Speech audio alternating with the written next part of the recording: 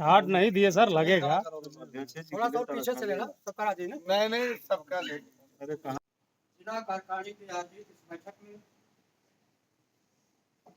की अध्यक्षता करते हुए हमारे होनहार जिला अध्यक्ष हम लोगों के साथी अजय जायसवाल जी हमारे बीच में उपस्थित। साल पहले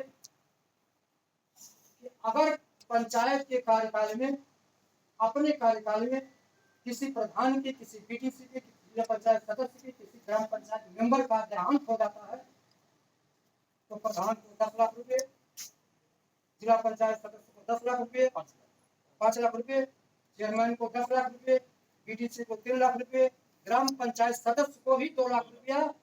यह जो है पारिवारिक लाभ उनको देने का जो फैसला हुआ है वह मेरे संगठन की देन है, उत्तर प्रदेश सरकार की देन है। यह हिंदुस्तान में किसी प्रदेश में यह लागू नहीं है। और आपको यह भी जानकर हर्ष होगा कि हमारे ही जनपद के मोहम्मदाबाद ब्लॉक 2021 का प्रधान है। आपको 15वां वित्त और राज्य वित्त में जो पैसा मिल रहा है, बहुत से पुराने प्रधान ऐसे धुरंधर हैं आ करके कह रहे हैं कि झूठ है कि हम उस साल अपना काम कराए थे, आज तक हमको पेमेंट नहीं मिला। तो डीपीआरओ कह रहे हैं कि पहले उसका पेमेंट करो जो 3-4 साल पहले प्रधान था। इस पर भी रोक लगाना होगा। तो हमारे गांव की एक समस्या है, बबलू देखिए, बबलू गुप्ता वहाँ बैठे हुए हैं, डीपीआरओ डांट कर क्या, ये डीपीआरओ भी डांट रहे हैं कि आप जल्दी सचिव को निलंबित कर देंगे। ये सारी समस्या हम लोगों को उठाना रहे हैं, हमको मजबूत करेंगे तब उठा पाएंगे, अकेले मुझको नहीं। तो ब्लॉक अध्यक्ष यहाँ तक चले आए 1,000 किलोमीटर, लेकिन इनको ने कहीं मनरेगा से पैसा मिला है, कहीं से नहीं मिला है। हाँ सर, सही है। तो आप लोग संगठन में अब हम नहीं कहने चाहेंगे तो अब जनपद के जिला प्रभारी जिनको मात्र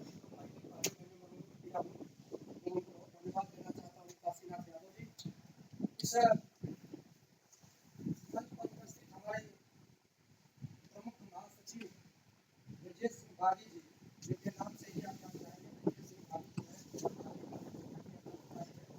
बागी जी भी है हमारे इस बैठक में। सभी उपस्थित आज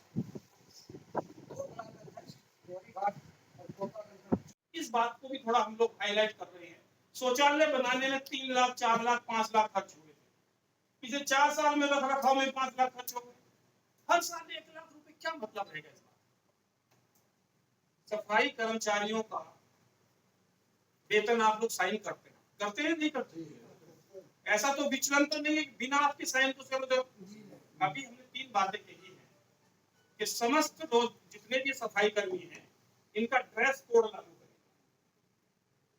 ये लिनिन का शर्ट पहन के और सफेद पैंट पहन के गांव में आते हैं, मोटरसाइकिल पर चढ़ के, ये सफाई करने आते हैं, हमको देखने आते हैं क्या कर रहे हैं।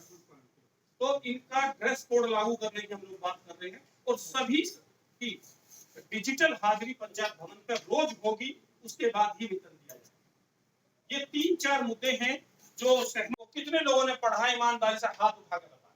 वो शासनादेश कितने लोगों ने पढ़ा? जब गौशाला की स्थापना हुई है, सरकार ने एक आदेश जारी किया था, उसके बाद 1, 2, 3, 4 मिला तो 52 आदेश आ चुके हैं। लेकिन पहला किस किसने पढ़ा था? अगर हम पहला पढ़ते तो ये सवाल ही पैदा नहीं। जैसे ही गौवंश संरक्षण की स्थापना का शासनादेश जारी हुआ है, ग्राम पंचायत को 2 काम दिए गए हैं, केवल उसकी बाउंड्री को चिन्हित करना और पानी की व्यवस्था करना। बाकी सारा काम पशुधन और राजस्व का है, आपके ऊपर थोप दिया, आपने स्वीकार कर लिया। आप बात करिए कि बताइए पंचायत को कहां कहा गया कि पंचायत संचालन करेंगे गोवंश, लेकिन क्योंकि आप हम धीरे धीरे स्वीकार करते चले गए, शासनादेश संशोधित होते चले गए, आज ऐसी परिस्थिति बनी है कि सारा हमारे ऊपर लाके डाल। पहला जियो पढ़िए इसका।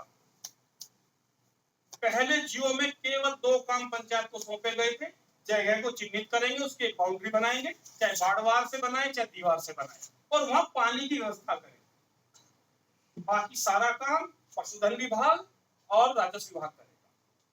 और होते होते 2.5 साल, 3 साल, 4 साल में यहाँ तक पहुंच गए कि सारे काम पंचायत करने लगी, और वो एसडीएम को साइन करने का भी समय नहीं। आपका जो भूसे का पैसा निकलता है तो कौन कौन साइन करते हैं?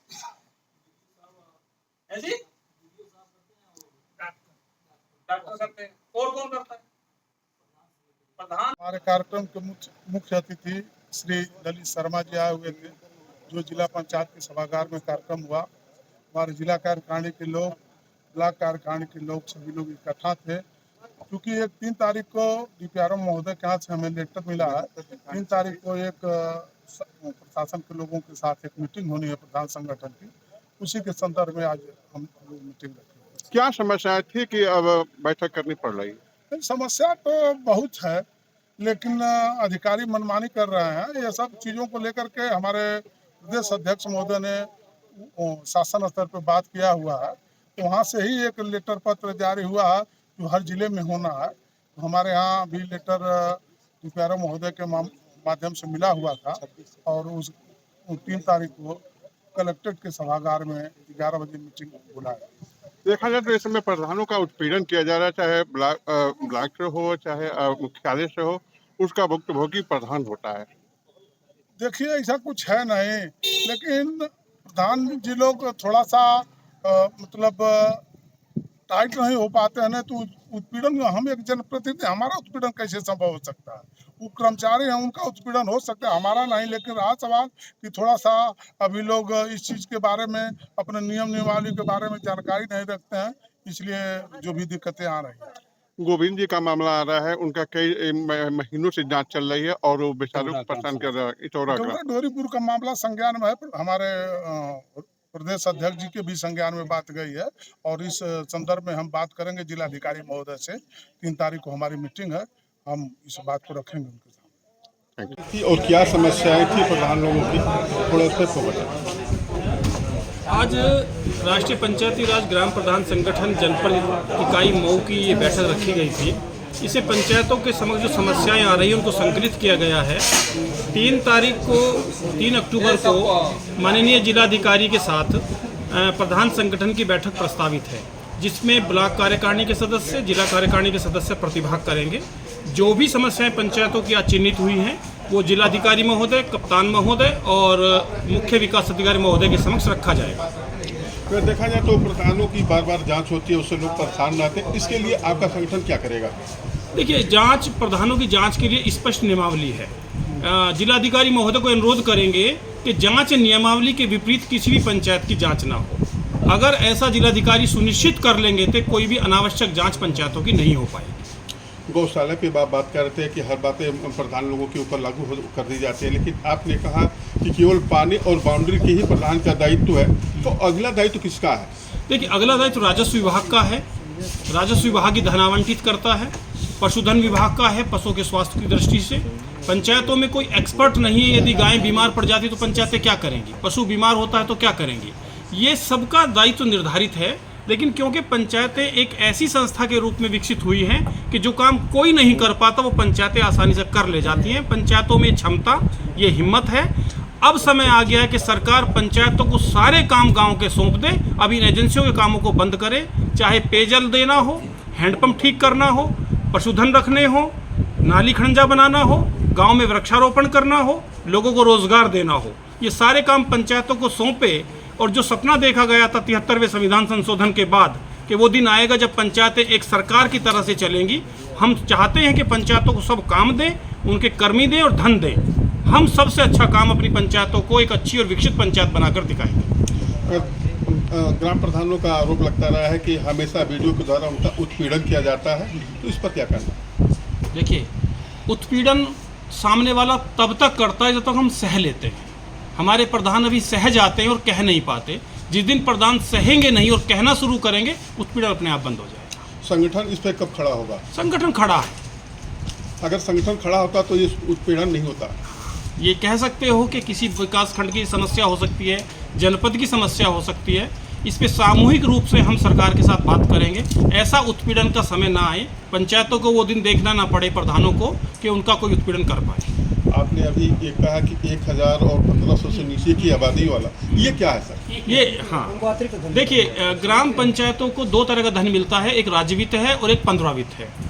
जो आबादी का आवंटन है वो आबादी के आधार पर, क्षेत्रफल के आधार पर होता है। तो कुल मिलाकर लगभग 7.5 लाख रुपया मिलता है पूरे साल में ऐसी पंचायतों को जिनकी आबादी 1000 से कम है, और ऐसी आबादी जिनकी 1500 से कम है उनको मिलता है लगभग 9 लाख रुपया।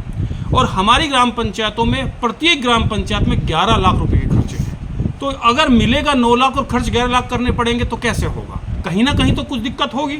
तो हम सरकार से कह रहे हैं दिक्कत ना आए। जितने भी मानदेय दिए जा रहे हैं वो 1500 की आबादी के नीचे के जितने भी मानदेय हैं वो सरकार अपने आप वहन करे। सरकार इस सिद्धांतिक रूप से सहमत हो गई है। छोटी पंचायतों को 5 लाख और 1000 और 1500 के बीच की पंचायतों को 6 लाख देने के लिए सरकार सैद्धांतिक तैयार है और बहुत जल्दी ये पैसा पंचायतों को मिलेगा। अभी आपने हाई कोर्ट का भी लोगों को राय दिखाया, तो क्या हाई कोर्ट जाने से क्या होगा? नहीं, देखिए 2 चीज़ें हैं। सरकार विभाग पिछले 1 साल से पंचायत प्रतिपूर्ति योजना के नाम से 680 करोड़ रुपए मांग रहा है वित्त विभाग से। वित्त विभाग कह रहा है कि धन अभाव है। जब सरकार ये कह चुकी कि पंचायतें माइनस में, उसका रिपोर्ट हमारे पास है, तो हम अब हाई कोर्ट में जाके पूछ सकते हैं कि अपने कामों को कैसे पूरा करें। ये एक हमारी रेमेडी है और इसमें जरूरी नहीं कि मुझे या संगठन को हाई कोर्ट में जाने की आवश्यकता पड़ेगी। लेकिन जो एग्रीव्ड पार्टी है, जो 1500 से नीचे की आबादी की पंचायत है, वो विक्टिम में है, वो भुक्तभोगी है, इसलिए उसको कोर्ट जाने का अधिकार है। Thank you sir.